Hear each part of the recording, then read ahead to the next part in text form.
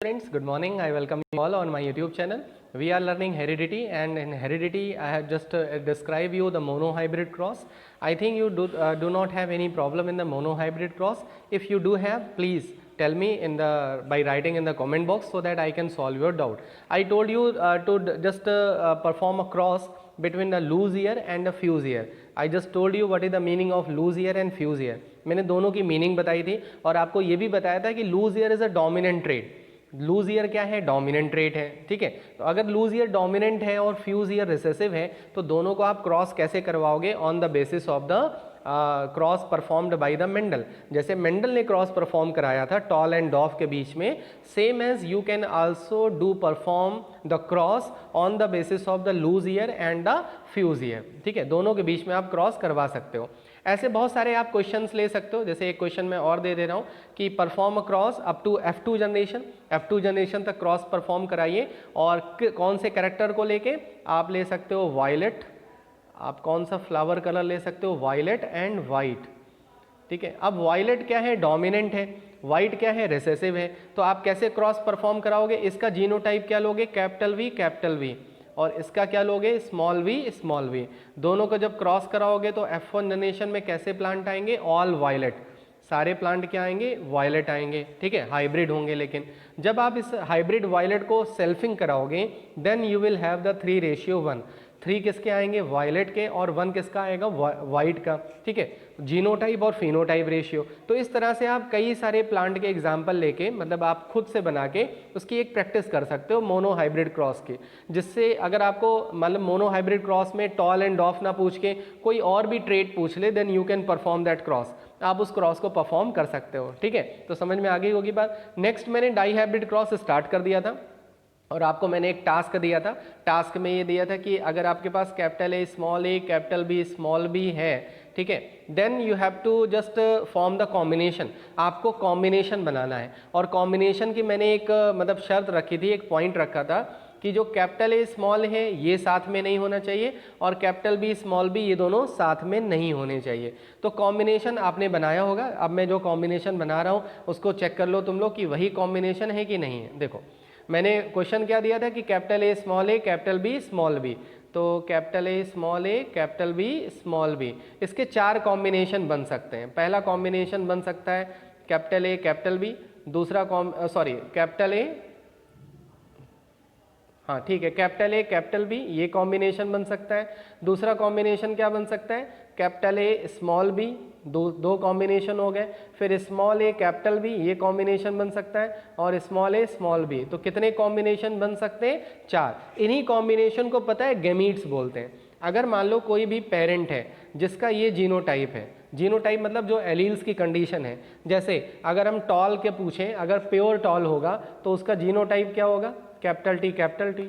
अगर वही हाइब्रिड है तो क्या होगा? Capital T small T. Same as अगर कोई भी प्लांट है और उसका जीनोटाइप अगर आपको पता है, जैसे ये capital A capital B small B, तो आप इससे क्या बना सकते हो? गैमीट्स बना सकते हो कि कौन के कॉम्बिनेशन के ये गैमीट्स बनाएगा. समझ में आ गई बात. सेम एज यहाँ पे भी हो रहा है. डाई हाइब्रिड क्रॉस में मेंडल ने कौन कौन से ट्रेट्स को लिया? राउंडेड येलो, ऐसे सीड्स लिया जिनका जो शेप था वो कैसा था? राउंडेड था. देख सकते हो आप, राउंडेड सीड है और इनका कलर कैसा है? येलो है. तो हमने इसको क्या ले लिया? Capital R. और येलो को किससे रिप्रेजेंट किया? Capital Y. दोनों को कैपिटल लेटर से क्यों रिप्रेजेंट कर रहे हैं? क्योंकि दोनों ही ट्रेट क्या है? डोमिनेंट है. वहीं पे रिंकल्ड क्या है? रिंकल्ड, इसी का हम स्मॉल लेटर ले लेंगे. स्मॉल आर किसको रिप्रेजेंट कर रहा है? रिंकल्ड को. और स्मॉल वाई ग्रीन को. समझ में आए? इन दोनों को जब क्रॉस करवाएंगे तो जो F1 जनरेशन में जो प्लांट्स आएंगे उनका जीनोटाइप होगा capital R capital Y small Y. क्योंकि देखो यहाँ से 50% और इसका 50%, तो इसका 50% क्या हो जाएगा? Capital R capital Y. और इसका 50% क्या हो जाएगा? Capital small R small Y. दोनों जब कॉम्बाइन होंगे, कैपिटल आर कैपिटल वाई और स्मॉल आर स्मॉल वाई दोनों जब कंबाइन होंगे तो ये जीनोटाइप हो जाएगा किसका? F1 ऑफ स्प्रिंग का. तो F1 ऑफ स्प्रिंग का जीनोटाइप क्या हो गया? Capital R capital Y small Y. और इसका फिनोटाइप क्या हो जाएगा? तुम्हें पता है, राउंडेड एंड येलो. ठीक है, तो सीड्स कैसे प्रोड्यूस होंगे? Rounded yellow. क्लियर है? लेकिन जीनोटाइप क्या है? Capital R capital Y small Y. इसीलिए इस प्लांट को हम क्या बुलाएंगे? हाइब्रिड। अच्छा ये बताओ होमोजाइगस कंडीशन है कि हेट्रोजाइगस कंडीशन में है? हेट्रोजाइगस कंडीशन में। होमोजाइगस में तो ये हैं और ये हैं, ठीक है। ये दोनों कंडीशन को क्या बुलाते हैं? होमो। ये दोनों ही कंडीशन क्या है? होमो है। और इस कंडीशन को क्या बुला रहे हैं? हेट्रो। तो जैसे मैंने अभी आपको कॉम्बिनेशन बनाना सिखाया था capital A capital B small B से, एकदम सेम देखो ये कॉम्बिनेशन बना हुआ है। Capital R capital R small R capital Y small Y. तो ये कितने कॉम्बिनेशन बन गए? 4। और ये भी 4। तो ये सब क्या हो गए? गैमीट्स हो गए। ये भी गैमीट्स हैं और ये भी गैमीट्स हैं। जब इनका फ्यूज़न हो रहा है, जब इन गैमीट्स के बीच में फर्टिलाइजेशन हो रहा है, अब आप देख सकते हो जब ये वाला गैमीट इस गैमीट से फर्टिलाइज करेगा तो कैपिटल आर कैपिटल वाई दोनों रिसेंबल करेंगे और दोनों का जो फिनोटाइप होगा वो कैसा आएगा? Rounded yellow. याद रखना अगर कोई भी एक भी डोमिनेंट एलील प्रेजेंट है तो वो अपने आप को एक्सप्रेस करेगा। जैसे अगर मान लो लिखा है कैपिटल आर और स्मॉल आर, ठीक है, स्मॉल वाई, तो बताओ इसका फिनोटाइप क्या होगा? कैपिटल आर की वजह से ये क्या हो जाएगा? राउंड। ये कैसे सीड हो जाएंगे? राउंड। लेकिन स्मॉल वाई दो हैं, दोनों ही स्मॉल वाई हैं, तो ऐसी कंडीशन में इसका कलर क्या हो जाएगा? ग्रीन। जैसे आप यहाँ देखो ये वाला, ये इस वाले का ट्रेड क्या आ रहा है? राउंड तो है लेकिन ग्रीन है। इसका मतलब है कि अगर एक भी डोमिनेंट एलील प्रेजेंट है तो वो अपने आप को एक्सप्रेस करेगा। और जब भी रिसेसिव एलील दोनों ही एक जैसे होंगे, होमोजाइगस कंडीशन होगा, तभी अपने आप को एक्सप्रेस करेंगे। जैसे आप यहाँ देखो स्मॉल आर का मतलब क्या हो गया? रिंकल्ड। लेकिन कैपिटल वाई एक प्रेजेंट है इसीलिए उसका कलर क्या आ जाएगा? येलो। तो इस क्रॉस से ये देखने को मिल रहा है कि आप अगर इस क्रॉस में देखो तो 9 राउंडेड येलो आ रहे हैं। अगर आप काउंट करो तो राउंड येलो 1 2 3 4 5 6 7 8 और 9, ये 9 क्या है? राउंड येलो हैं, ठीक है। ये समझ में आ गया क्योंकि आपने पेरेंट में क्या लिया था? Rounded yellow. हमने पेरेंट में, मेंडल ने पेरेंट में कौन सा ट्रेट लिया था? Rounded yellow. राउंडेड येलो आ गए, समझ में आ गया। रिंकल्ड ग्रीन आ रहा है, ये भी समझ में आ गया, ठीक है। लेकिन राउंडेड ग्रीन आ रहा है और रिंकल्ड येलो आ रहे हैं, राउंडेड ग्रीन आ रहा है और रिंकल्ड येलो आ रहे हैं। ये राउंडेड ग्रीन और रिंकल्ड येलो, ये दोनों नए कॉम्बिनेशन हैं। नए कॉम्बिनेशन कैसे हो गए? बहुत ध्यान से समझना। हमने पेरेंट में क्या लिया था? राउंडेड येलो और रिंकल्ड ग्रीन। तो इसका मतलब है ऑफस्प्रिंग में भी या तो राउंडेड येलो आने चाहिए या तो रिंकल्ड ग्रीन आने चाहिए। जैसे हमने इसके पहले मोनो हाइब्रिड क्रॉस में टॉल लिया था और क्या लिया था? डॉफ लिया था, दोनों को क्रॉस करवाया था। लेकिन जो जितने भी ऑफस्प्रिंग प्रोड्यूस हुए थे उसमें या तो टॉल आया था या तो डॉफ आया था, कोई भी इंटरमीडिएट नहीं था। इंटरमीडिएट मतलब कोई और ट्रेट नहीं अपीयर हुआ, केवल या तो टॉल अपीयर हुआ या तो डॉफ अपीयर हुआ। लेकिन इस केस में देखो क्या हो रहा है, जब हमने राउंडेड येलो और रिंकल्ड ग्रीन को क्रॉस करवाया तो कौन से ट्रेट आने चाहिए F2 ऑफस्प्रिंग में? राउंडेड येलो और रिंकल्ड ग्रीन बस। लेकिन दो नए ट्रेट आ रहे हैं। कौन कौन से नए ट्रेट आ रहे हैं? ये देखो, एक आ रहा है राउंडेड ग्रीन, एक आ रहा है राउंडेड ग्रीन। कितने राउंडेड ग्रीन आ रहे हैं? उसका रेशियो क्या है? 3। और रिंकल्ड येलो के रेशियो क्या है? 3। तो ये दोनों जो कॉम्बिनेशन है ये न्यू कॉम्बिनेशन है, इन्हीं को बोलते हैं हम रिकॉम्बिनेशन, ठीक है। तो इसमें से दो ट्रेट ऐसे मिल गए जो क्या हो गए? रिकॉम्बिनेंट हो गए। रिकॉम्बिनेंट मतलब the trait which was not present in the parent. Parent के अंदर जो ट्रेट प्रेजेंट नहीं थे, जो अपीयर नहीं हो रहे थे, वो ट्रेट कहाँ पे अपीयर हो रहे हैं? F2 जनरेशन में। That's why these traits are known as recombinant trait. ऐसे ट्रेट को हम क्या बुलाते हैं? Recombinant. Then Mendel concluded another law. मैंने आपको दो लॉ पहले ही बता दिए, law of dominance and law of segregation, ठीक है। Next law is derive from this dihybrid cross. ये जो डाई हाइब्रिड क्रॉस है, इससे मेंडल ने एक लॉ और डिराइव किया और कंक्लूड किया जिसका नाम पड़ गया लॉ ऑफ इंडिपेंडेंट असॉर्टमेंट। ये कभी भी क्रॉस कराने के लिए क्वेश्चन नहीं आते, याद रखना। ऐसे क्वेश्चन कभी क्रॉस करवाने के लिए नहीं आएंगे, बस आपसे ये पूछ लेगा कि रेशियो कितना है? 9:3:3:1। ये रेशियो आया था कब? F2 जनरेशन में। 9 क्या है? राउंडेड येलो है। 1 क्या है? रिंकल्ड ग्रीन है। 3 क्या है? राउंडेड ग्रीन है, मतलब नया कॉम्बिनेशन है। और 3 क्या है? रिंकल्ड येलो है। तो ये दोनों नए कॉम्बिनेशन थे। बात समझ में आ गई? बस आपसे केवल रेशियो पूछ सकता है और डाई हाइब्रिड क्रॉस की डेफिनेशन पूछ सकता है। आप कभी ये क्वेश्चन 10th क्लास में नहीं आ सकता कि क्रॉस करवाने के लिए आ जाए, ठीक है। तो डरना नहीं, बहुत इजी है, बहुत टिपिकल नहीं है, बहुत आराम से समझोगे तो बहुत अच्छे से समझ में आएगा। तो इस तरह से मेंडल ने कितने क्रॉस परफॉर्म किए? 2। एक लॉ ऑफ डोमिनेंस और दूसरा लॉ ऑफ सेग्रीगेशन। दोनों लॉ उन्होंने कहाँ से कंक्लूड किए? मोनो हाइब्रिड क्रॉस से। दूसरा क्रॉस कौन सा परफॉर्म कराया? Dihybrid cross. Dihybrid cross से कौन सा कंक्लूजन दिया? Independent assortment. Law of independent assortment कहाँ से डिराइव किया? डाई हाइब्रिड क्रॉस से। तो टोटल कितने लॉज हो गए? 3 लॉज हो गए। समझ में आया? इन्हीं तीनों लॉ को जल्दी से समझ लेते हैं। पहला लॉ है प्रिंसिपल ऑफ डोमिनेंस या लॉ ऑफ डोमिनेंस।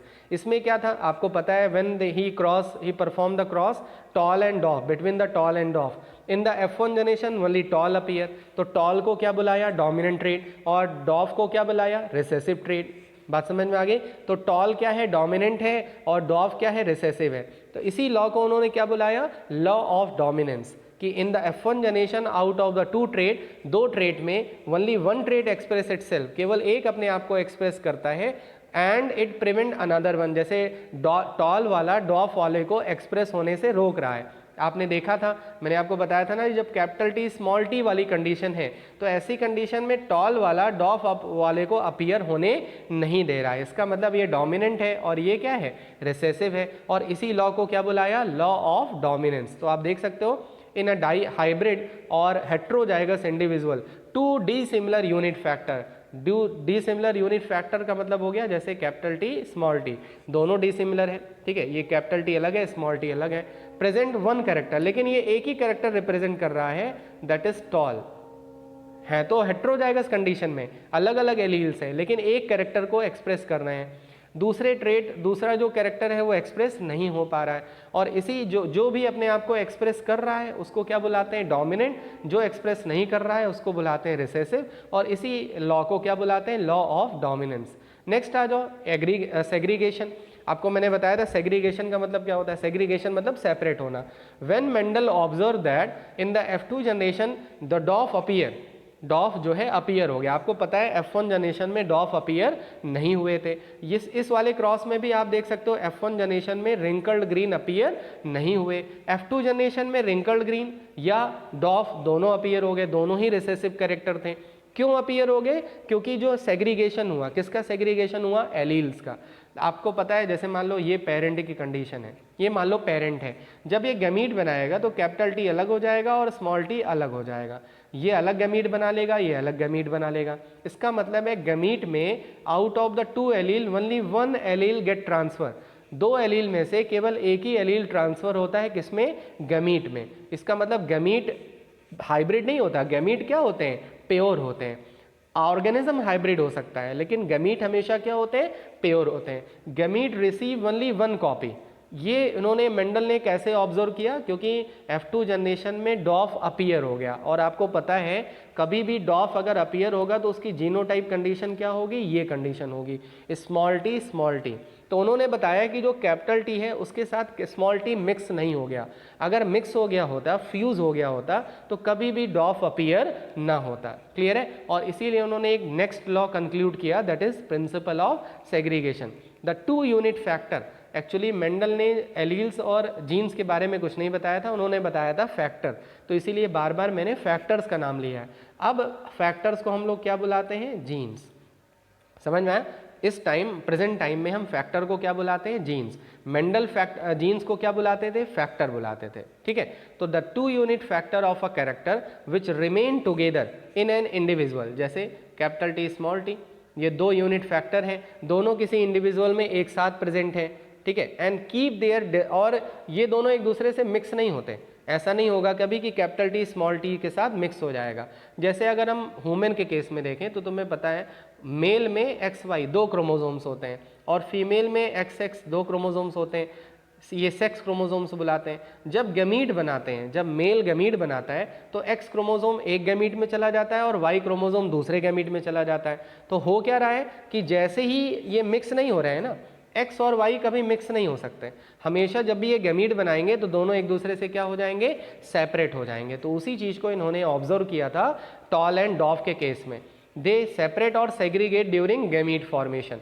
तो जो डिफरेंट फैक्टर्स होते हैं वो सेग्रीगेट हो जाते हैं, मतलब सेपरेट हो जाते हैं और गैमीट के अंदर ट्रांसफर हो जाते हैं। तो gamete receive only one of the copy, केवल एक ही कॉपी को रिसीव करता है। और इसीलिए दोनों कॉपी को रिसीव करता नहीं, इसलिए गैमीट हमेशा प्योर होता है। इसीलिए इस लॉ को और क्या बुलाते हैं, law of purity of gametes. समझ में आगे होगी बात, ठीक है। तो प्रिंसिपल ऑफ सेग्रीगेशन भी क्लियर हो गया। थर्ड लॉ पे आ जाओ, इंडिपेंडेंट असॉर्टमेंट, ठीक है। वैसे तो ये पूरी तरह से आपके सिलेबस में नहीं है, लेकिन क्योंकि डाई हाइब्रिड क्रॉस थोड़ा सा है इसलिए मैं इसको समझा दे रहा हूँ। प्रिंसिपल ऑफ इंडिपेंडेंट असॉर्टमेंट मतलब क्या होता है, इंडिपेंडेंट है ना, अब यहाँ पे इंडिपेंडेंट वर्ड यूज हो गया। तो आपने अभी मैंने आपको दिखाया था कि डाई हाइब्रिड क्रॉस में दो नए ट्रेट अपीयर हो रहे हैं। कौन कौन से नए ट्रेट अपीयर हो रहे हैं, एक राउंडेड ग्रीन, राउंड ग्रीन, और दूसरा रिंकल्ड येलो, ठीक है। ये दो नए ट्रेट अपीयर हो रहे हैं, इन्हीं को रिकॉम्बिनेशन बोलते हैं। इसी के बेसिस पे मेंडल ने थर्ड लॉ इंक्लूड किया, that is known as principle of independent assortment. This principle states that the unit factor of each character, जो यूनिट फैक्टर होते हैं किसी भी कैरेक्टर के, जैसे कैपिटल आर यूनिट फैक्टर है किसका, राउंडेड का, स्मॉल आर किसका है, रिंकल्ड का, समझ में, ठीक है। तो the each character is assorted और डिस्ट्रीब्यूटेड इनटू द गैमीट। जो यूनिट फैक्टर होते हैं वो असॉर्ट मतलब अलग हो जाते हैं और किसके अंदर ट्रांसफर हो जाते हैं, गैमीट में। ये प्रोसेस रैंडमली होता है, ठीक है। ये प्रोसेस क्या होता है, रैंडमली। जैसे अभी मैंने आपको कॉम्बिनेशन बनाना सिखाया था, capital R small R, capital Y small Y, ये कॉम्बिनेशन बनाएंगे मतलब असॉर्ट करेंगे एक दूसरे से। और जब गैमीट में ट्रांसफर होंगे तो capital R capital Y transfer होगा, capital R small Y transfer होगा। इस तरह से गैमीट्स के अंदर ये एलील्स ट्रांसफर हो जाएंगे, ये जो फैक्टर्स हैं वो ट्रांसफर हो जाएंगे, समझ में आए, ठीक है। और इसी लॉ को क्या बुलाते हैं, इंडिपेंडेंट असॉर्टमेंट। इंडिपेंडेंट असॉर्टमेंट इनके दिमाग में कैसे आया मेंडल के, क्योंकि उन्होंने दो नए कॉम्बिनेशन देखे। अभी आपको मैंने दिखाया कि राउंडेड ग्रीन और रिंकल्ड येलो ये दोनों न्यू कॉम्बिनेशन है, इसीलिए उन्होंने बताया कि whatever the segregation of the gametes take place, मतलब जो एलील्स का सेग्रीगेशन होता है गैमीट्स में वो इंडिपेंडेंटली होता है। क्लियर है, ठीक है। जैसे एग्जांपल में in Mendel's dihybrid cross the offspring of F1 generation after self breeding produce 4 type of offspring. कितने टाइप के ऑफस्प्रिंग प्रोड्यूस किया उसने, 4। राउंडेड येलो, रिंकल्ड ग्रीन तो हो ही, उसके बाद तीसरा क्या आया, राउंडेड ग्रीन, और चौथा क्या आया, wrinkled yellow. 2 types were similar to the parent, 2 type तो सिमिलर थे, राउंडेड येलो सिमिलर था, रिंकल्ड ग्रीन, लेकिन राउंडेड ग्रीन और रिंकल्ड येलो पेरेंट से सिमिलर नहीं थे, वो डी सिमिलर थे। तो यहाँ पे न्यू कॉम्बिनेशन मिला और इसी प्रिंसिपल को क्या बुलाते हैं, principal of independent assortment. Clear है, ठीक है। इसका मतलब है कि जो गैमीट्स का जो सेग्रीगेशन होता है वो रैंडमली होता है और जो फ्यूजन होता है वो भी रैंडमली होता है, और इसीलिए इस लॉ को क्या बुलाते हैं, इंडिपेंडेंट असॉर्टमेंट। तो इस तरह से मेंडल्स का जो कंट्रीब्यूशन था वो यहाँ पे कंप्लीट हो गया। इंपॉर्टेंट क्या क्या है, मेंडल का तीनों लॉ इंपॉर्टेंट है, तीनों लॉ आप याद कर लीजिएगा, इसको लिखने की प्रैक्टिस कर लीजिएगा। फर्स्ट नेक्स्ट क्या इंपॉर्टेंट है, मोनो हाइब्रिड क्रॉस, बहुत पूछा जाता है कि explain with the help of the mono hybrid cross the Mendel's contribution. तो आपको मेंडल का मोनो हाइब्रिड क्रॉस वही टॉल एंड डॉफ वाला एक्सप्लेन करना पड़ेगा। नेक्स्ट क्वेश्चन क्या पूछ सकता है, कोई और क्वेश्चन दे सकता है कि आपको वायलेट दे देगा, वाइट दे देगा, बोलेगा इन दोनों को क्रॉस करा के आप मेंडल्स के लॉ को प्रूफ करिए, ठीक है। कोई भी कैरेक्टर इस तरह से वो रिप्रेजेंट कर सकता है। तो इस तरह से आपको तीनों लॉ हो गए, मेंडल का कंट्रीब्यूशन हो गया, ठीक है। एक चीज और बच रही है, ब्लड ग्रुप। ब्लड ग्रुप का कैसे कर सकते हैं, देखो जैसे मैंने एलील्स बताया, अगर मान लो कोई भी प्लांट टॉल है, ऐसे एग्जांपल ले रहा हूं, अगर मान लो कोई भी प्लांट टॉल है तो आपके दिमाग में इसके 2 एलील्स आएंगे, ठीक है। 2 एलील्स के बारे में आएंगे कि 2 एलील हो सकते हैं, एक तो कैपिटल टी कंडीशन हो सकती है और एक क्या हो सकती है, कैपिटल टी स्मॉल टी वाली कंडीशन होती है। इस कंडीशन में भी ये प्लांट टॉल होगा और इस कंडीशन में भी ये प्लांट क्या होगा, टॉल होगा। लेकिन अगर आपसे कोई पूछे कि कोई ऑर्गेनिज्म मतलब कोई प्लांट डॉफ है, इफ एनी प्लांट इज डॉफ, तो इसका एलील क्या होंगे, मतलब इसमें कौन कौन से एलील होंगे, तो आप केवल एक ही एलील बताओगे, दैट इज स्मॉल टी। बात समझ में आ गई। ऐसे ही ब्लड ग्रुप की इनहेरिटेंस थोड़ा सा देख लेते हैं, वैसे आपके पूरी तरह से सिलेबस में नहीं है लेकिन आपको मैं बता दे रहा हूँ। जैसे मान लो आपको पता है 4 तरह के ब्लड ग्रुप होते हैं, अगर किसी का ब्लड ग्रुप ए है, किसी का ब्लड ग्रुप बी हो सकता है, किसी का ए बी हो सकता है और किसी का ब्लड ग्रुप ओ हो सकता है। अगर मान लो किसी का ब्लड ग्रुप ए है तो उसमें जो एलील्स होंगे वो ये होंगे आई ए, और दूसरी कंडीशन होगी आई ए स्मॉल आई। समझ में आया, इस कंडीशन में भी ए ब्लड ग्रुप होगा और इस कंडीशन में भी ए ब्लड ग्रुप होगा। तो एक चीज आपके दिमाग में आ गई होगी कि ये वाला एलील डोमिनेंट है और ये वाला क्या है, रिसेसिव है। आगे वह समझ में, क्योंकि ये अपने आप को एक्सप्रेस नहीं कर रहा है।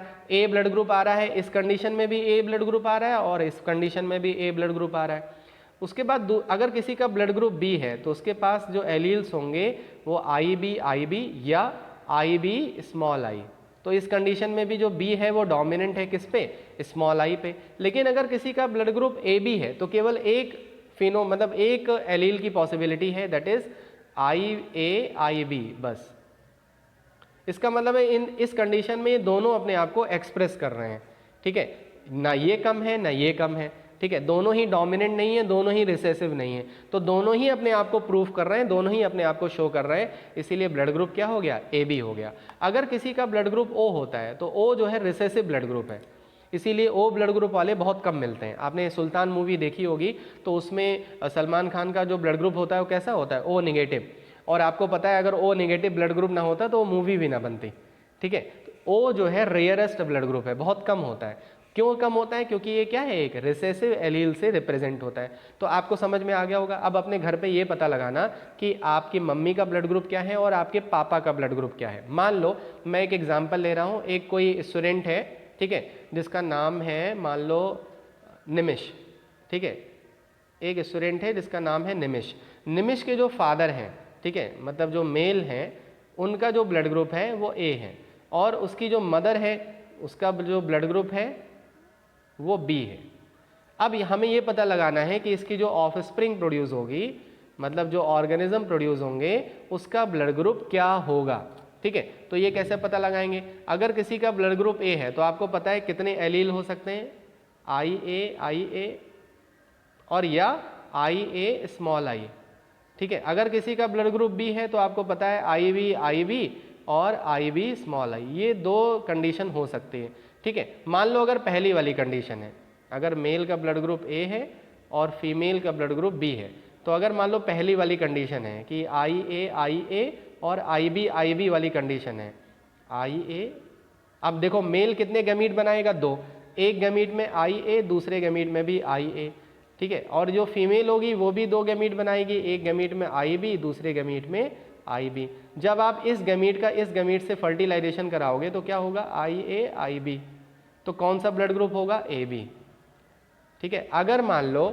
ठीक है, मेल एंड फीमेल का ब्लड ग्रुप क्या है, ए और बी, तो ऐसी कंडीशन में जो जितने भी ऑफस्प्रिंग प्रोड्यूस होंगे सबका ब्लड ग्रुप क्या हो जाएगा, ए बी हो जाएगा। क्लियर है, ठीक है। तो इस तरह से अगर मेल एंड फीमेल का ब्लड ग्रुप ए और बी है तो ऐसी कंडीशन में जितने भी ऑफस्प्रिंग प्रोड्यूस होंगे सबका ब्लड ग्रुप क्या हो जाएगा, ए बी हो जाएगा। क्लियर है। और वहीं पे अगर मान लो दूसरी कंडीशन है, आई ए और स्मॉल आई वाली कंडीशन है, अगर मान लो मेल का ब्लड ग्रुप जो है ए है लेकिन इस कंडीशन में है, और फीमेल का ब्लड ग्रुप बी है लेकिन इस कंडीशन में है, तो ऐसी कंडीशन में आई ए आई बी मतलब B blood group, I B small I मतलब बी ब्लड ग्रुप, इस कंडीशन में ए ब्लड ग्रुप, इस कंडीशन में बी ब्लड ग्रुप, इस कंडीशन में ए ब्लड ग्रुप और इस कंडीशन में ओ ब्लड ग्रुप। इसका मतलब है ए ब्लड ग्रुप भी आ रहा है, बी भी आ रहा है, ए बी भी आ रहा है और ओ ब्लड ग्रुप भी आ रहा है, कि चार के चारों ब्लड ग्रुप आ रहे हैं। समझ में आया। तो इसका मतलब आपको ये पता होना चाहिए कि किसका ब्लड ग्रुप, मतलब ब्लड ग्रुप क्या है। अगर आपके फैमिली में किसी का भी ब्लड ग्रुप, दो कपल का पता है, अगर आपको अपने मम्मी और पापा का ब्लड ग्रुप पता है तो आप अपनी पॉसिबिलिटी निकाल सकते हो। अब ये मत करना कि ब्लड ग्रुप का वो शॉप खोल लो, पैथोलॉजी सेंटर खोल लो कि विष्णु सर ने बता दिया कि ब्लड ग्रुप कैसे बता सकते हैं। हम केवल पॉसिबिलिटी को बता सकते हैं, श्योर नहीं कर सकते, हम एकदम एश्योरेंस नहीं दे सकते कि यही ब्लड ग्रुप होगा, लेकिन हम ये बता सकते हैं कि आपका blood group in blood group में से कोई एक ब्लड ग्रुप होगा। जैसे मान लो, जैसे मैंने निमिष का एग्जांपल लिया था, निमिष का ब्लड ग्रुप अगर ए बी है, अगर निमिष का ब्लड ग्रुप ए बी है, उसके भाई बहन का भी ब्लड ग्रुप ए बी है, तो इसका मतलब है कि जो पहले वाली कंडीशन थी मेल एंड फीमेल की, उनके ब्लड ग्रुप में ए ब्लड ग्रुप और बी ब्लड ग्रुप है और दोनों ही होमोजाइगस कंडीशन में है। तो थोड़ा सा आपको टिपिकल लग रहा होगा, लेकिन ये सिलेबस में नहीं है आपके। मैंने आपको एज अ इंटरेस्ट की तरह बता दिया कि आपका इंटरेस्ट थोड़ा सा इस टॉपिक में और बढ़ जाए कि आप ब्लड ग्रुप की पॉसिबिलिटी भी बता सकते हो। तो कॉमेंट बॉक्स में लिख के बताना कि आप बता पा रहे हो कि नहीं, नहीं तो मुझे कंडीशन बताओगे, मैं आपको और आगे समझा दूंगा। क्लियर है। उसके बाद अब तो कंट्रीब्यूशन समझ में आ गया, मेंडल का क्या कंट्रीब्यूशन है, mono hybrid cross, dihybrid cross, अभी मैंने ब्लड ग्रुप का एग्जाम्पल लेके भी आपको बता दिया, ठीक है, तीनों लॉ के बारे में बता दिया। अब आपके बुक में एक नेक्स्ट पॉइंट है कि इनहेरिटेंस ऑफ जो ट्रेट होता है, जो ट्रेट का जो इनहेरिटेंस होता है उसके पीछे कॉन्सेप्ट क्या है। आपको पता है अगर सेक्सुअल रिप्रोडक्शन हो रहा है तो कोई भी, जैसे मान लो मेल है, उसके पास कितने क्रोमोसोम्स होते हैं 46, तो इसमें कौन सा डिवीजन होता है, मियोसिस, सेल डिवीजन होगा मियोसिस, और क्या प्रोड्यूस होंगे, गैमीट। गैमीट के अंदर कितने क्रोमोसोम्स होंगे 23। समझ, सेम कंडीशन फीमेल के साथ होगी, फीमेल में भी कितने क्रोमोसोम्स होते हैं 46, कौन सा डिवीजन होगा, मियोसिस, गैमीट प्रोड्यूस होगा, उसमें भी कितने क्रोमोसोम्स होंगे 23 मिलके फिर से बाद में कितने क्रोमोसोम्स हो जाएंगे 46। इसका मतलब है ऑफस्प्रिंग के अंदर फिर से जो क्रोमोसोम्स के नंबर हैं वो रीस्टोर हो जाएंगे, सेम क्रोमोसोम्स आ जाएंगे। क्लियर है, ठीक है। अब अगर कोई ऑर्गेनिज्म, जैसे अभी आपने टॉल एंड डॉफ का एग्जाम्पल लिया कि कोई भी प्लांट टॉल क्यों होता है, अब आप बताओ कि टॉल के पीछे कौन सा हार्मोन रिस्पॉन्सिबल होता है, सब लोग को आई थिंक पता होगा, ह्यूमन ग्रोथ हार्मोन। आपको पता है अगर कोई टॉल है तो उसके पीछे कौन सा हार्मोन रिस्पॉन्सिबल है, human growth hormone, growth hormone responsible है। जिसके बॉडी में ग्रोथ हार्मोन का जो सेक्रीशन है वो नॉर्मल है, वो तो टॉल रहेगा। अगर बहुत ज़्यादा हो जाए तो जायंट हो जाएगा, बहुत लंबा हो जाएगा। लेकिन अगर सेक्रीशन बहुत कम हो तो ऐसी कंडीशन में पर्सन क्या हो जाएगा, डॉफ हो जाएगा। क्लियर है, ठीक है। तो इसके पीछे जो जीन्स हैं उनका क्या रोल होता है, आपको पता है कि जो हमारे सेल्स में जो डीएनए होते हैं, ठीक है, इन्हीं पे क्या लगे होते हैं, जीन्स लगे होते हैं। मतलब जो जीन्स होते हैं वो डीएनए की यूनिट होते हैं, दे ट्रांसफर द कैरेक्टर, ये कैरेक्टर को क्या करते हैं, ट्रांसफर करते हैं। जैसे डीएनए होंगे वैसे ही जीन्स होंगे, जैसे जीन्स होंगे वैसे ही कैरेक्टर्स होंगे, ठीक है। इसका मतलब है अगर मान लो कोई डॉफ है तो ऐसी कंडीशन में उसके पास ऐसे डीएनए हैं जो हार्मोन्स को प्रोड्यूस नहीं कर पा रहे हैं, मतलब जो डीएनए है वो प्रॉपर प्रोटीन नहीं प्रोड्यूस कर पा रहा है, और ऐसी कंडीशन में हार्मोन्स की डेफिशिएंसी हो जा रही है। कौन सी हार्मोन्स की डेफिशिएंसी हो जा रही है, ह्यूमन ग्रोथ हार्मोन की। मतलब अगर डीएनए ऑल्टर हो जाए, मतलब चेंज हो जाए, डीएनए नॉर्मल ना हो, तो ऐसी कंडीशन में ह्यूमन ग्रोथ हार्मोन का भी सेक्रीशन क्या होगा, कम होगा, और ऐसी कंडीशन में जो ऑफस्प्रिंग होगा वो क्या हो जाएगा, डॉफ हो जाएगा। क्लियर है। तो इस तरह से कोई भी कैरेक्टर कंट्रोल कैसे होता है, उसको कंट्रोल करने के लिए क्या होते हैं, जीन्स होते हैं। जीन्स कहाँ प्रेजेंट होते हैं, डीएनए पे प्रेजेंट होते हैं। कोई भी एक पर्टिकुलर कैरेक्टर है या ट्रेट है तो उसके लिए जीन रिस्पॉन्सिबल होता है। एक जीन के पास एक पर्टिकुलर कैरेक्टर के जो जीन्स होते हैं वो डिफरेंट होते हैं, मतलब वो पर्टिकुलर होते हैं। जैसे मान लो ग्रोथ के लिए, तो ग्रोथ हार्मोन को प्रोड्यूस करने के लिए एक पर्टिकुलर सेट ऑफ जीन्स होंगे, उनका क्या रोल होगा, केवल ह्यूमन ग्रोथ हार्मोन को प्रोड्यूस करना। अगर वो जीन नॉर्मल नहीं है, अगर वो ग्रोथ हार्मोन प्रोड्यूस नहीं कर पा रहे हैं, तो ऐसी कंडीशन में पर्सन क्या हो जाएगा, डॉफ हो जाएगा। अगर वो जीन नॉर्मल है तो वो ग्रोथ हार्मोन को भी नॉर्मली प्रोड्यूस करेंगे, और ऐसी कंडीशन में पर्सन क्या हो जाएगा, टॉल हो जाएगा। तो आपको ये समझ में आ गया कि ये जो ट्रेट होते हैं ये एक्सप्रेस कैसे होते हैं, क्यों कोई टॉल होता है, क्यों कोई डॉफ होता है, क्यों कोई बहुत ज़्यादा टॉल हो जाता है। तो इसका जो मतलब बेस है वो आपको समझ में आ गया। इसके पीछे कौन रिस्पॉन्सिबल है, जीन रिस्पॉन्सिबल है। जीन कहाँ प्रेजेंट होते हैं, डीएनए पे प्रेजेंट होते हैं। जिस तरह से डीएनए में अगर कोई चेंज आ गया, कोई वेरिएशन आ गया, कोई नेगेटिव चेंज आ गया, और ऐसी कंडीशन में अगर मान लो वो जीन ग्रोथ हार्मोन प्रोड्यूस नहीं कर पा रहा है, तो पर्सन क्या हो जाएगा, डॉफ हो जाएगा। क्लियर है। तो कहीं ना कहीं उसके पीछे, कोई भी ट्रेट को एक्सप्रेस करने के पीछे कौन रिस्पॉन्सिबल है, हमारे जीन्स, और उसके पीछे डीएनए रिस्पॉन्सिबल है। जिस तरह से डीएनए होंगे वैसे उस पर जीन्स होंगे, और जिस तरह के जीन्स होंगे उस तरह के ही प्रोटीन या हार्मोन का प्रोडक्शन होगा, और जिस तरह से प्रोटीन और हार्मोन का बॉडी में प्रोडक्शन होगा वैसे ही हमारी फिजियोलॉजी अपीयर होगी। क्लियर है। तो ये जो आपके बुक में एक पैरा दिया हुआ है कि how do these trait get express, कैसे इन ट्रेट का एक्सप्रेशन होता है, वो मैंने यहाँ पे बता दिया। सबसे पहले ये बता दिया कि जो पेरेंट की जो इन्फॉर्मेशन है वो ऑफस्प्रिंग के अंदर रीस्टोर कैसे होती है। मियोसिस से गैमीट का फॉर्मेशन होता है, गैमीट का फ्यूज़न होता है। जब गैमीट का फ्यूज़न होता है तो फर्टिलाइजेशन होके जो बेसिक इन्फॉर्मेशन है वो फिर से किसके अंदर रीस्टोर हो जाती है, ऑफस्प्रिंग के अंदर रीस्टोर हो जाती है। क्लियर है। अब आ जाओ basic feature of mechanism of inheritance. इसके बेसिक फीचर क्या है characters are controlled by genes. सबसे पहला पॉइंट कैरेक्टर क्या है कि जो कैरेक्टर्स हैं वो कौन कंट्रोल करता है, जीन्स कंट्रोल करते हैं, अभी मैंने बताया। Which are present on chromosomes, कहाँ पे प्रेजेंट होते हैं, क्रोमोसोम पे प्रेजेंट होते हैं। Each gene control one character, जैसे टॉल का कैरेक्टर है तो एक जीन होगा, जीन का मतलब ये नहीं कि केवल एक डीएनए होगा, उसमें बहुत सारे सेगमेंट्स हो सकते हैं, तो एक जीन एक कैरेक्टर को कंट्रोल करता है, ठीक है। देयर मे बी 2 और मोर एलील्स, एलील्स अलग अलग हो सकते हैं, ज़्यादा हो सकते हैं। जैसे मैंने बताया कि कैपिटल टी क्या है, एलील्स हैं, कैपिटल टी स्मॉल टी भी क्या है, एलील्स हैं, capital R small R, capital Y small Y, ये भी क्या है, एलील्स हैं। समझ में आया? तो देयर मे बी 2 और मोर फॉर्म्स ऑफ एलील्स, ज़्यादा से ज़्यादा एलील्स हो सकते हैं। और आपको पता है एलील्स क्या होते हैं, contrasting pair of a gene को क्या बुलाते हैं, एलील्स बुलाते हैं। जैसे मान लो राउंड है, अगर कोई भी कैरेक्टर, अगर किसी सीड का जो शेप है वो राउंड है, तो उसमें 2 एलील की पॉसिबिलिटी है, या तो ये होगा या तो ये होगा। इस कंडीशन में भी ये होगा और इस कंडीशन, दोनों ही कंडीशन में वो कैसे कैरेक्टर प्रोड्यूस करेगा, राउंड सीड होंगे, ठीक है। वन फॉर्म में भी डोमिनेंट, एक फॉर्म डोमिनेंट होगा, जैसे कैपिटल आर और स्मॉल आर, तो ये डोमिनेंट है और ये क्या है, रिसेसिव है। एन इंडिविजुअल हैज 2 सिमिलर और dissimilar form of the gene. Similar का मतलब क्या हो गया, capital T small T dissimilar है, और कैपिटल टी क्या है, सिमिलर है। अगर कोई इंडिविजुअल है तो उसके अंदर ऐसे भी एलील्स हो सकते हैं डिसिमिलर, और उसके अंदर सिमिलर एलील्स भी प्रेजेंट हो सकते हैं, ठीक है। द 2 फॉर्म सेपरेट, और ये जो एलील्स होते हैं इनका सेपरेशन होता है। दो 2 फॉर्म ऑफ द जीन होते हैं जिनको एलील्स बोलते हैं, ये सेपरेट हो जाते हैं। कब सेपरेट होते हैं, जब इनका गैमीट का फॉर्मेशन होता है। जब गैमीट का फॉर्मेशन होता है तो दोनों एक दूसरे से सेपरेट हो जाते हैं और गैमीट के अंदर ट्रांसफर हो जाते हैं। क्लियर है? क्योंकि तुम्हें पता है गैमीट में हाफ कॉपी केवल ट्रांसफर होती है, फुल पूरी तरह से फुल परसेंटेज ट्रांसफर नहीं होती। The 2 form of the gene are brought together, दोनों जीन फिर से एक साथ आ जाते हैं, किसमें, जाइगोट में। क्लियर है? और इस तरह से आफ्टर फर्टिलाइजेशन जाइगोट में जो भी एलील ट्रांसफर होते हैं उसी के तरह वो अपने आप को एक्सप्रेस करने लगता है। क्लियर है? तो इस तरह से इनहेरिटेंस के जो कैरेक्टर्स थे उसको भी मैंने आपको एक्सप्लेन कर दिया। अब एक लास्ट टॉपिक है दैट इज सेक्स डिटर्मिनेशन, उसको बता दे रहा हूँ। इस तरह से ये लेसन यहाँ पे कंप्लीट हो जाएगा।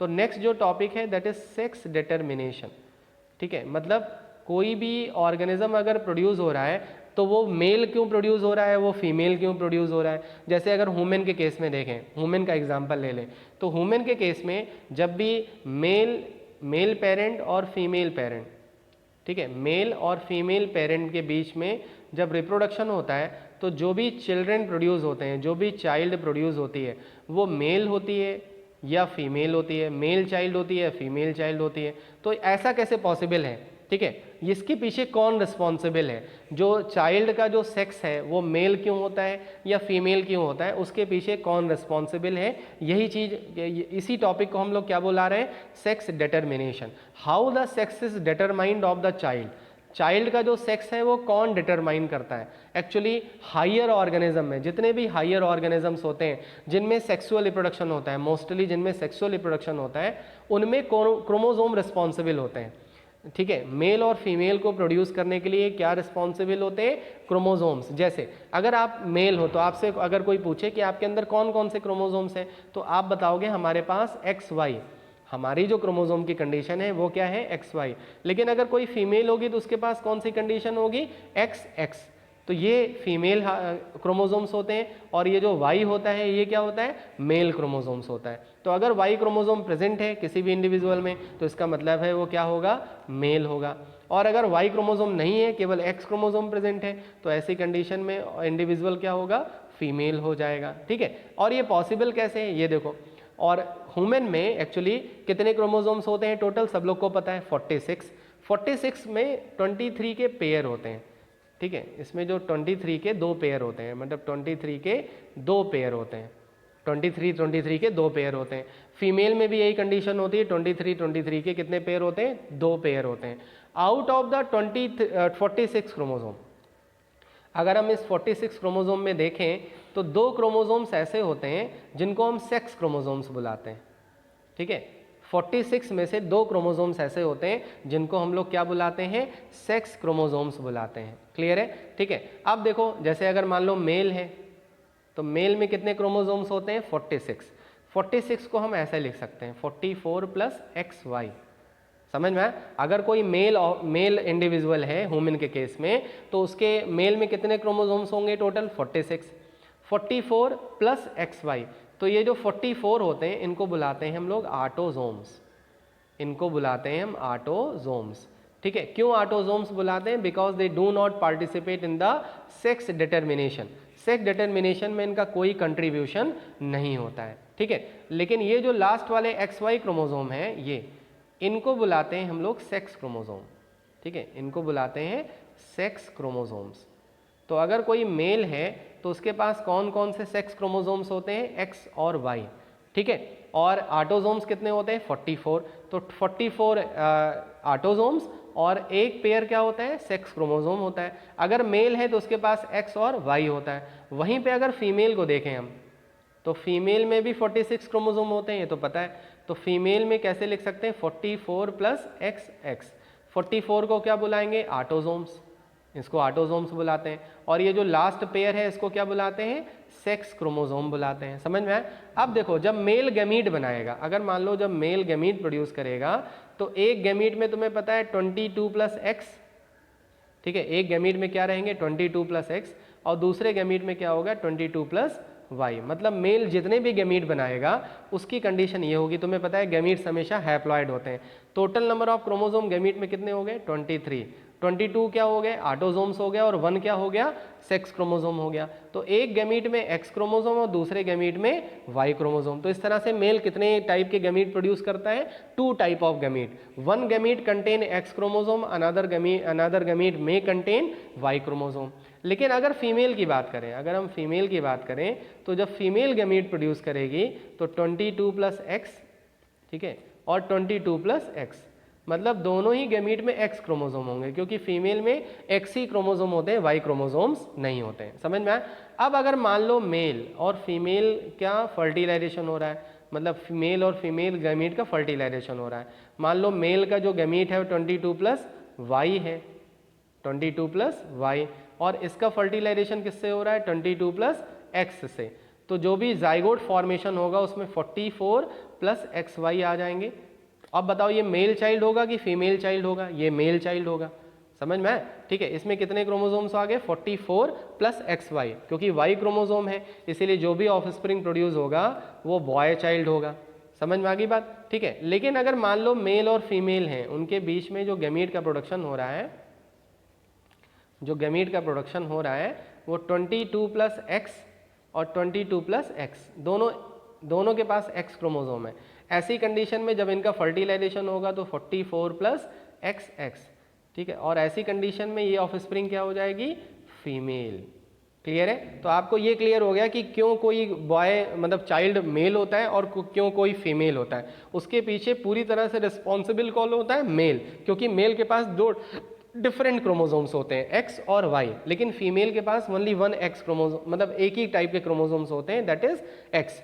तो जहाँ पे भी ये बोला जाता है, अगर मान लो बहुत सारी ऐसी फैमिलीज हैं जिनको अभी तक ये सारी चीज़ें नहीं पता, जब भी उनके मतलब जो कपल्स होते हैं, अगर उनकी फीमेल चाइल्ड प्रोड्यूस होती है, गर्ल चाइल्ड प्रोड्यूस होती है, तो हमेशा ब्लेम किया जाता है फीमेल को कि तुम रिस्पॉन्सिबल हो। लेकिन अगर as a student of biology अब आप क्या बोल सकते हो?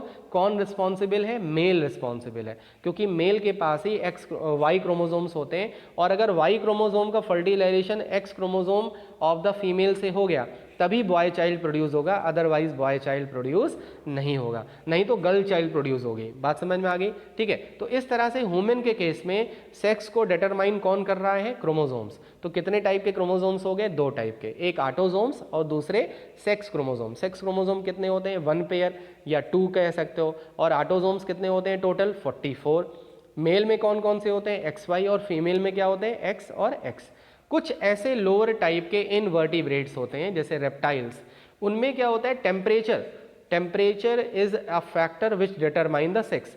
वहाँ पे टेम्परेचर डिटरमाइन करता है। अब तुम कहोगे सर डिटरमाइन टेम्परेचर कैसे डिटरमाइन करता है? मान लो at the time of incubation, at the time of egg का जो फर्टिलाइजेशन होता है उस टाइम अगर टेम्परेचर 34 डिग्री सेल्सियस है, मान लो अगर 34 डिग्री सेल्सियस टेम्परेचर है, तो ऐसी कंडीशन में क्या प्रोड्यूस होंगे? मेल प्रोड्यूस होंगे। लेकिन अगर 34 से कम है टेम्परेचर, तो ऐसी कंडीशन में क्या प्रोड्यूस होंगे? फीमेल। समझ में आ गई बात। लेकिन ये किसके केस में हो सकता है, रेप्टाइल के केस में हो सकता है, कुछ रेप्टाइल्स है जिनके केस में ऐसा पॉसिबल है। तो कुछ ऐसे एनिमल्स होते हैं जहाँ पे जो सेक्स का डिटर्मिनेशन होता है वो कौन रेगुलेट करता है, टेम्परेचर, ठीक है, temperature control the sex expression, sex expression को, सेक्स डिटर्मिनेशन को कौन कंट्रोल करता है, that is temperature. But human के केस में कौन डिटरमाइन करता है, दैट इज क्रोमोसोम्स, और ऐसे क्रोमोसोम्स को क्या बुलाते हैं हम लोग, सेक्स क्रोमोसोम्स। क्लियर हो गया। तो इस तरह से ये चैप्टर यहाँ पे कंप्लीट हो गया। इस चैप्टर में केवल accumulation of variation, importance of variation, उसके बाद हेरिडिटी क्या है, हेरिडिटी के लॉस कौन कौन से हैं, लूज ईयर और फ्यूज ईयर वाली एक्टिविटी मैंने आपको बता दी, ठीक है। आप उसको कैसे परफॉर्म करोगे ये करके देख लेना, नहीं होगा तो मुझे कमेंट बॉक्स में बता देना, मैं उसकी आपको प्रैक्टिस करा दूंगा। क्लियर होगी बात, ठीक है। उसके बाद हमने उन्हें तीनों लॉ डिस्कस कर लिए। लॉ ऑफ डोमिनेंस बहुत ईजी है, लॉ ऑफ सेग्रीगेशन, कैसे सेग्रीगेशन बताया, क्योंकि जो रिसेसिव ट्रेट है वो F2 जनरेशन में अपीयर हो गया, इसीलिए मेंडल ने क्या कंक्लूड किया, लॉ ऑफ सेग्रीगेशन, कि जो दो एलील्स होते हैं वो एक दूसरे से फ्यूज नहीं हो जाते eight the time of gamete formation. जब भी गैमीट का फॉर्मेशन होगा तो दोनों एक दूसरे से क्या हो जाएंगे, सेपरेट हो जाएंगे, सेग्रीगेट हो जाएंगे, और इसी प्रोसेस को बोलते हैं सेग्रीगेशन ऑफ द एलील्स, और इसी लॉ को बोलते हैं लॉ ऑफ सेग्रीगेशन। उसके बाद इंडिपेंडेंट असॉर्टमेंट, जब मेंडल ने डाई हाइब्रिड क्रॉस परफॉर्म कराया तो वहाँ पे ऑब्जर्व किया कि दो नए कॉम्बिनेशन मिल गए, एक रिंकल्ड येलो और दूसरा राउंडेड ग्रीन। तो उन्होंने वहाँ से कंक्लूड किया कि ये जो ट्रेट्स होते हैं, मतलब जो एक्सप्रेशन होता है वो इंडिपेंडेंट होता है, जो असॉर्टमेंट होती है, जो गैमीट का फ्यूज़न होता है, गैमीट का फॉर्मेशन होता है, एलील्स जो ट्रांसफ़र होते हैं उसमें वो इंडिपेंडेंटली ट्रांसफ़र होते हैं, वो रैंडमली होता है, उसमें कोई उसके पीछे कोई रूल नहीं होता, वो रैंडमली प्रोसेस है, इसीलिए नए कॉम्बिनेशन आने के चांसेस रहते हैं। तो कौन से क्रॉस से उन्होंने इंडिपेंडेंट असॉर्टमेंट बताया था, डाई हाइब्रिड क्रॉस, याद रखना, ठीक है। उसके बाद मैंने आपको सेक्स डिटर्मिनेशन बता दिया, इनहेरिटेंस ऑफ जो ट्रेट होता है वो कैसे कंट्रोल होता है ये बता दिया, ठीक है। तो इस तरह से इस चैप्टर को मैंने यहाँ पे आज कंप्लीट कर दिया, और इस चैप्टर के साथ आपके केवल एक ही चैप्टर अब बचेगा, दैट इज आवर एनवायरनमेंट। वो मैं कल से आपको, मतलब नेक्स्ट सेशन से आपको मैं पढ़ाने लगूंगा with the help of the NCERT PDF. NCERT के पीडीएफ से ही मैं सब पूरा चैप्टर उसको पढ़ाऊंगा, क्योंकि एक जनरल से चैप्टर है, ठीक है, उसको जल्दी से हम लोग 1-2 दिन के अंदर डिस्कस करके कंप्लीट कर लेंगे। क्लियर है, ठीक है। तो सेशन को कंप्लीट करते हैं। Stay fit, stay healthy. जय हिंद, जय Bharat, love you and good bye.